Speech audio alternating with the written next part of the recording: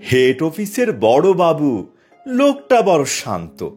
তার যে এমন মাথার ব্যামো কেউ কখনো জানতো?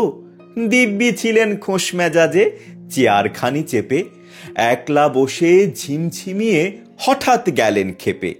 আতকে উঠে হাত পা ছুড়ে চোখটি করে গোল, হঠাৎ বলেন, গেলুম গেলুম, আমায় ধরে তোল। তাই শুনে কেউ বদ্যি ডাকে, কেউ বা হাঁকে পুলিশ, কেউ বা বলে কামড়ে দেবে, সাবধানেতে তুলিস। ব্যস্ত সবাই এদিক ওদিক করছে ঘোরাঘুরি। বাবু হাঁকেন, ওরে আমার গোঁফ গিয়েছে চুরি। গোঁফ হারানো আজব কথা, তাই কি হয় সত্যি?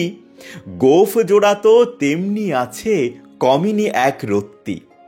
সবাই তাকে বুঝিয়ে বলে, সামনে ধরে আয় না, মোটেও গোঁফ হয়নি চুরি, কখনো তা হয় না।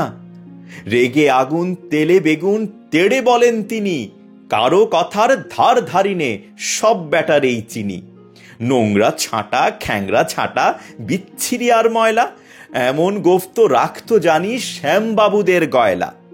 এ গোঁফ যদি আমার বলিস, করব তোদের জবাই।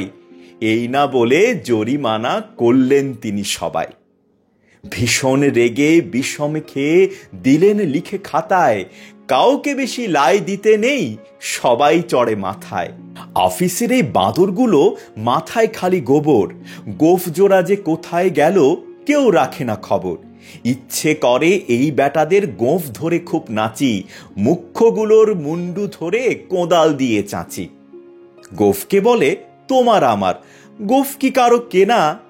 গোঁফের আমি, গোঁফের তুমি, তাই দিয়ে যায় চেনা।